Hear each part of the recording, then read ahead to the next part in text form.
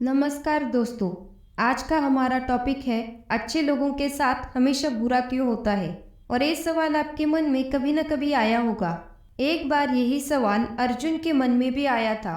और जब भी अर्जुन के मन में कोई सवाल आता या वे किसी दुविधा में होते, उसके हल के लिए अर्जुन हमेशा श्री कृष्ण के पास मार्गदर्शन के लिए जाया करते। श्री कृष्ण ने इसका जवाब गीता में दिया है। अर्जुन जब इस सवाल को लेकर श्री कृष्ण के पास गए और उनसे ये प्रश्न किया, तो पहले तो श्री कृष्ण मुस्कुराए और बोले, पार्थ, मनुष्य जैसा सोचता है वैसा कुछ नहीं होता। अज्ञानता की वजह से वो सच्चाई को नहीं समझ पाता। कोई भी कर्म व्यर्थ नहीं जाता, वो चाहे अच्छा हो या बुरा, उसका परिणाम तो जरूर आएगा। श्री कृष्ण का यह कथन जब अर्जुन को समझ नहीं आया, तब श्री कृष्ण ने अर्जुन को कहा, पार्थ, मैं तुमको एक कथा सुनाता हूँ जिससे तुम्हें तुम्हारे प्रश्नों का उत्तर मिले। श्री कृष्ण ने कथा बतानी शुरू की। एक नगर में दो पुरुष रहा करते थे। उनमें से एक व्यापारी था और दूसरा चोर था। व्यापारी मनुष्य हर रोज भगवान की पूजा करता, प्रतिदिन मंदिर जाया करता, पूजा पाठ करता और दूसरों की मदद भी किया करता। दूसरी ओर चोर व्यक्ति भी रोजाना मंदिर जाया करता और जब भी उसे मौका मिले वो लोगों की वस्तुएं चुराता। उसने कभी दान धर्म नहीं किया और ना ही दूसरों की मदद की। एक दिन उस नगर में बहुत जोर की बारिश हुई। सारी ओर अंधकार छाया था। उसी दिन व्यापारी मनुष्य किसी काम के कारण शहर गया हुआ था। उसका पूरा दिन काम करने में चला गया। उसे वापस गांव निकलने में काफी देर हुई। चोर मनुष्य ने सोचा, आज तो जोर की बारिश हो रही है, मंदिर में पुजारी के सिवा और कोई नहीं होगा। अंधेरे का लाभ उठाकर मैं मंदिर का सारा धन चुरा सकता हूँ। व्यापारी मनुष्य अपना काम करके शहर से आ रहा था। तभी उसकी गाड़ी बारिश की वजह से एक गड्ढे में फंस गई।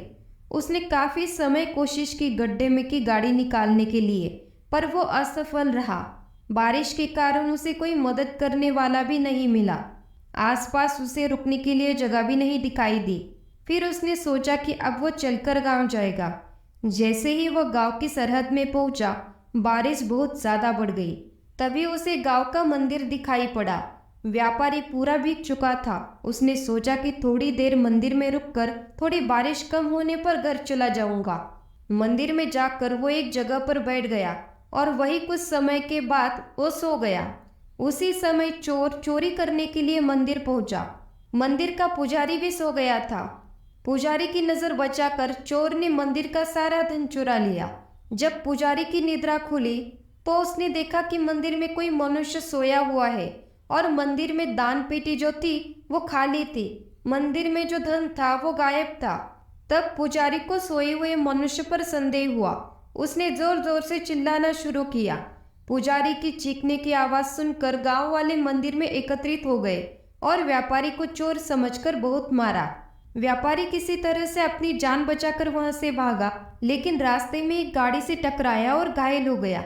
फिर वो व्यापारी लंगड़ाते हुए घर जाने लगा तो रास्ते में उसे एक पेड़ के पास एक आदमी खड़ा हुआ मिला और वो आदमी अपने आप से कह रहा था कि आज तो मेरी किस्मत चमक गई, एक साथ इतना सारा धन मिल गया। व्यापारी को समझ आया कि मंदिर का धन चुराने वाला व्यक्ति यही है। व्यापारी जब उसके पास गया तब चोर व्यापारी को देखकर भाग गया। व्यापारी को उस चोर पर बहुत गुस्सा आया। चोर के कारण उसे जो कष्ट हुआ उसके लिए उसे बहुत बुरा लगा और अपने घर जाकर उसने भगवान की सारी तस्वीरें निकाल दी। कुछ सालों बाद दोनों की मृत्यु हो गई।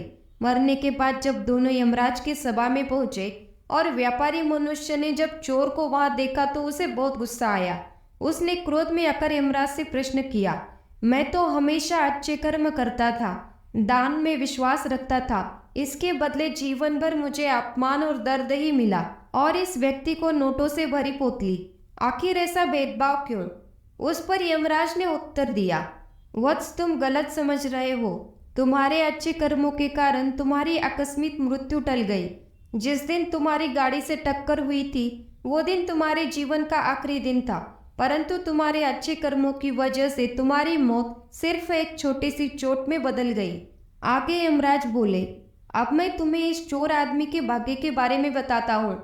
इसके भाग्य में राजयोग था, लेकिन इसके अधर्मों के कारण इसे सिर्फ पोतली भर ही धन प्राप्त हुआ।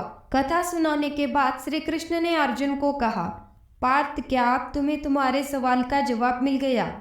ऐसा सोचना कि भगवान तुम्हारे कर्मों को नजरअंदाज कर रहे हैं, ये बिल्कुल भी सत्य नहीं है। भगवान हमें क्या कब किस रूप में दे, ये तो मनुष्य को समझ में नहीं आता। मगर आप अच्छे कर्म करते रहो, भगवान की कृपा हमेशा बनी रहेगी। इसलिए अपने अच्छे कर्मों को बदलना नहीं चाहिए, क्योंकि उसका फल हमें इस जन्म में मिलता है।